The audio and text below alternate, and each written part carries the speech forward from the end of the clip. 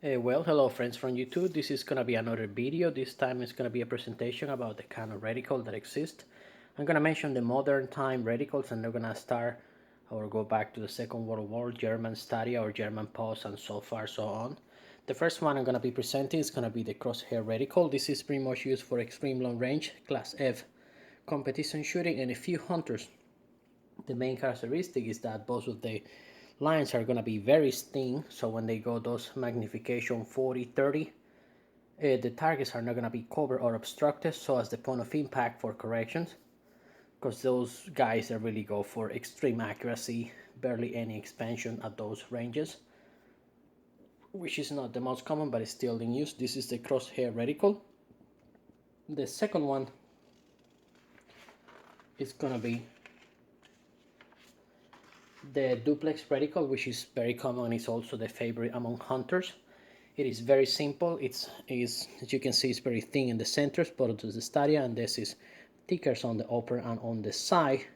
It is also used for ranging if you know how to use it. The majority of the hunters, they use the center and they zero their rifle using the maximum point blank range, which is pretty much at the time for 4 or 5 inches. They use the software, so that way they know from 50 to 250 yards, whatever they aim, they just aim center mass and they're gonna shoot the animal without really having to chase it for too long. This one is also very useful because on the sides, the thick stadia allows you to correct if you are canting, if you are tilting your rifle, if you are not, your bipod is not sitting in an even surface. Some of them are illuminated, some of them are not illuminated. The majority of them are sold on second focal place.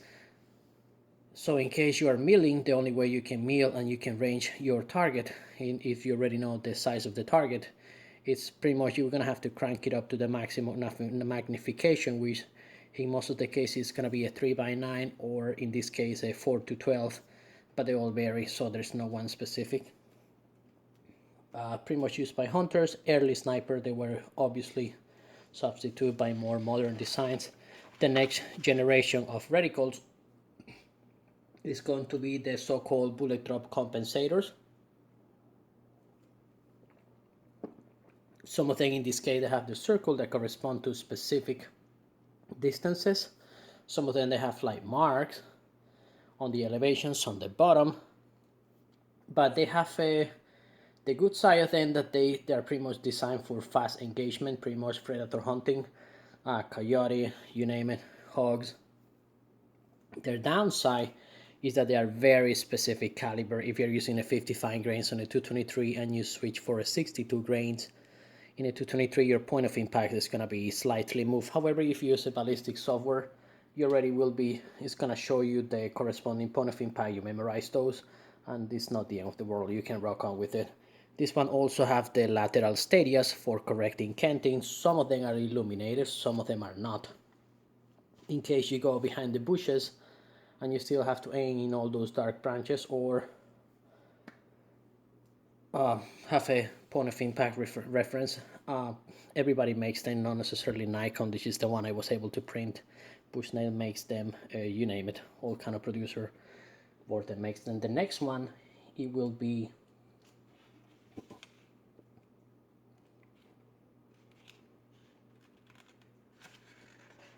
the loophole that when they designed the mill-dot reticle, this one is very accurate. This is what was initially used by snipers when they were trying to pinpoint a minute of angle accuracy, which pretty much correspond to 1 inch approximately at 100 yards, and then it expands correspondingly to 2 inches at 200 yards, 3 inches at 300 yards, 6 inches at 600 yards, and so forth, up to the limitation of the independent caliber that was used for. This is excellent for ranging capabilities. However, because of the design, the mill dot designs, when it's cranked all the way up to the maximum magnification, at some point it might start to cover the target and making the milling process slightly difficult. These are producing first focal plane and second focal plane depending on the producer.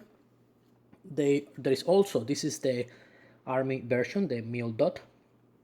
There is also a Marine Scout version of this one, which instead of having a circle dot, it has like oval dots. As you can see, this one also have the sides thick stadias for correcting the tilting or canting of the reticle. The next reticle that it's pretty much used in modern days, it would be the loophole, the tactical military reticle. The previous one only have 4 mils on the top and 4 mils on the bottom. The TMR is gonna be characterized because they have a 5 division, 5 mils on the top, 5 mils on the bottom, and it's gonna be divided in 0.2 divisions. So ranging with those small divisions is gonna be a lot more easier. Also have the steadier divisions, and it's also ranging to 10 from mark to center, so it's easier to range closer targets. The reticle in the majority of this one, I believe it's illuminated, so it's excellent for night operation or hunters.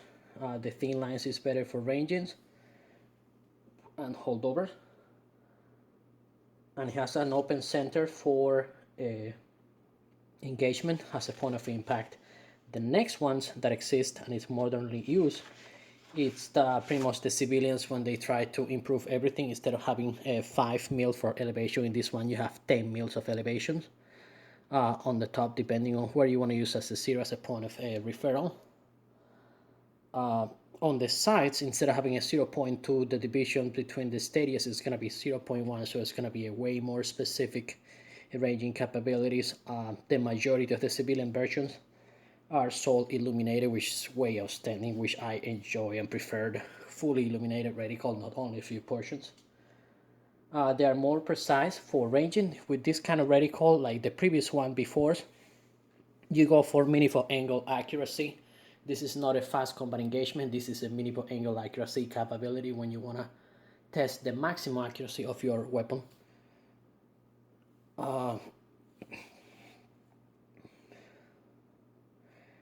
Okay, this will be next one. The next one is gonna be the so-called bullet drop compensators, like the one before. This version is used pretty much by the U.S. Marines. It's produced by Trigicon, but it's also produced by Elken, Spectre, and some other optics. This is pretty much designed for fast engagement for designated marksman rifle and medium range. The majority of them are produced 1 to 6, 1 to 8 power. This is pretty much fast engagement capabilities when there is a rich environment target and they have to engage moving target at the same time. But this is not for meaningful angle 1 inch accuracy up to 100 yard. 200 yard will be 2 inches and so forth. This is fast engaging moving targets to the point where they overpose the reticle on the target, the military target, you know, the torso shape, and depending on the thickness or the height on the reticle, they know where to apply the holdover. Their downside is that they're very specific bullet weight, they're very specific muzzle velocity, they're very specific temperature, altitude, and barrel twist.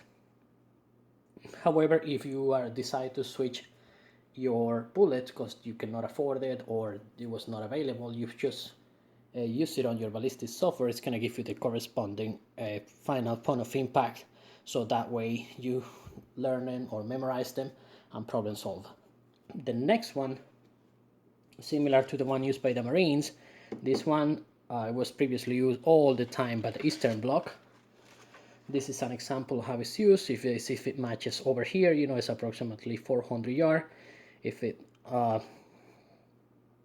you know it's approximately between 200 and 200, you just aim using this portion, aim that center chest, and you're gonna hit your target. Next one is gonna be the PSO one, which is also based on a bullet drop compensator, which is still in use nowadays by pretty much a lot of terrorists. This is the PSO one, where they use a human-sized target. I'm sorry about my drawing skills. Approximately for 1.7 meter height, and depending on where it fits, then they will use the different holdover. This is the PSO, which is pretty much 1 to 4 or 1 to 6, and then it's a bullet drop compensator for corresponding distance, and then on the sides gonna have milled for wind holdovers. This is also for fast target milling capabilities using the bracketing system on the side For combat accuracy, this is not for meaningful angle accuracy. They are limited up to 800 yards approximately. Holdover per wings on the side using the mills.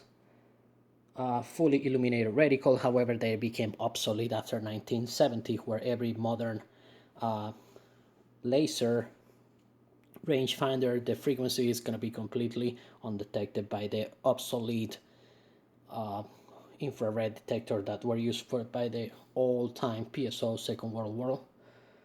They still in use by many designated marksman shooter on the Eastern Bloc. The next one from the previous reticle is going to be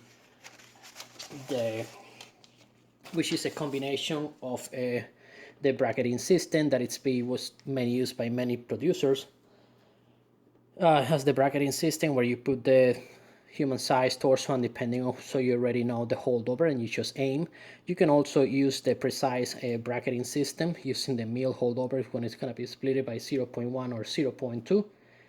You can definitely have a engage with precise accuracy, or you will be able to use the fast holdover.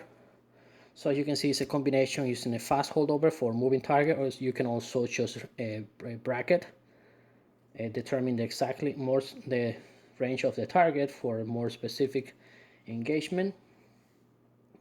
Some of them are partially illuminated, some of them are fully illuminated. They use a 0.1 mil for accuracy ranging on the upper elevations and on the bracketing systems.